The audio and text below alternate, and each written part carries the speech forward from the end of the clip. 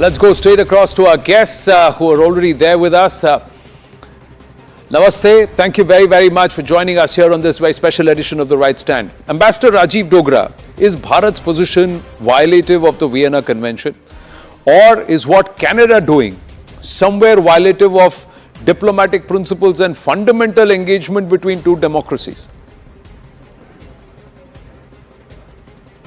Well, Trudeau has used two words. One, that it's violative of international law. What is violative of international law is giving shelter to terrorists and pampering terrorists, encouraging terrorists. So that's the first thing which should be quite clear. That's not India, but Canada, which is violating the international law with regard to the terrorists it has on its soil. As far as Vienna Convention is concerned, let me give you some of my examples.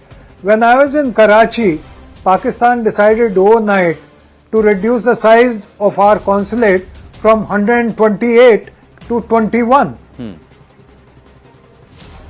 And it was very blunt in saying that it depends on the host state to decide the level of representation.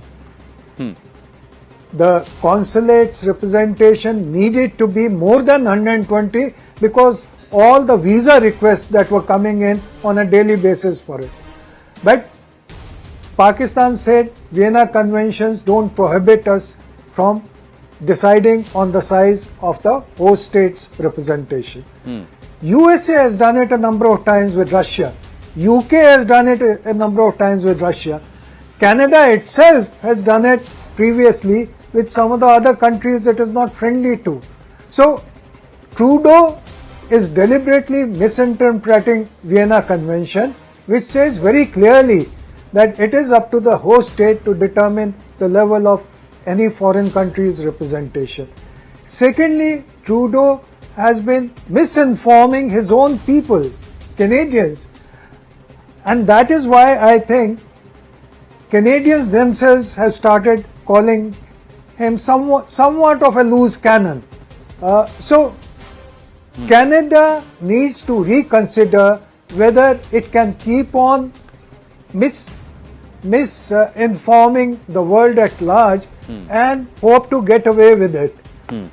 The other thing I think which Mr. Trudeau must keep in mind is that by continuing down this path, he is not helping either Canada-India relations or 3 lakh Indian students who are providing $4 billion or more every year to Canada. So he is hurting Canada more than anyone else. And I think it will be a good step also to approach FATF regarding Canada's relationship with the Khalistani extremists. So an American citizen who leads a proscribed terrorist organization, an organization proscribed by Bharat, he himself is proscribed as a terrorist, calls for the secession of our country on Canadian soil, Daniel Bordman, and that's freedom of expression under Justin Trudeau's regime. And Mr. Justin Trudeau is apparently being laughed at by the opposition in Canada. Is that true? Well, I mean, is Justin Trudeau being hypocritical and saying ridiculous things within Canada and facing backlash? Yes, this is par for the course. And expect 2 more years of gaslighting and ridiculous statements, right? So Khalistani's running around harassing people, threatening to kill Hindus, freedom of speech. I mean, we got Palestinian protests running around harassing Jewish businesses, threatening to kill us, free speech. But people are saying, hey, men are men, boys are boys, girls are girls. We should not have, sex ed curriculum. That's hate speech. Police are called and investigating that. So that's the state of Canadian free speech. Like, if you want to try and kill Jews or Hindus or Indians, all cool. Incitement to violence, go team.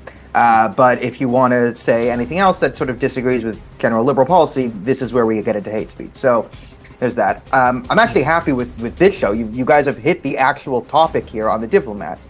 The problem isn't parody this or parody that, how many. The problem is it's a very clear line between someone in the Canadian political system, probably within the diplomatic corps and within the Liberal Party or the NDP, working in tandem to bring extremists into our country to foment this type of nonsense. This is the problem. It's not how many diplomats there are. There could be 50,000 Canadian diplomats in India. It wouldn't matter if none of them were smuggling Khalistanis into our country. And if there were just 2 diplomats, but they were both working to smuggle Khalistanis into our country, then there's a problem. Like, I'm glad we're actually talking about the issue at hand here, which is it's highly likely, and I've been saying this since like 2018, it's highly likely that there's parts of the Liberal Party in coordination with the ISI and other anti-India forces to bring people with radical ideologies into our country, set them up as community leaders, and then foment anti-Canadian activities on our streets, which are then no longer opposed. This is the problem. I'm glad we're talking about this is the problem. If you're wondering, will Justin Trudeau address this problem? The answer is no. You got 2 more years of this to deal with unless the government breaks apart, because again, Jagmeet's totally in line with this and they have a coalition. So here we are. Yes, sorry about the gaslighting India. Sorry about our lectures on free speech when it's incitement to violence and then being ridiculous on it. But I would just say this makes you all more Canadian because we've been gaslit by Justin Trudeau. Now you can be gaslit by Justin Trudeau and you can get the full Canadian experience. I will bring a bottle of maple syrup when I come over, and then you can all be proper Canadians and we can all talk about what this guy is doing and how crazy it drives us.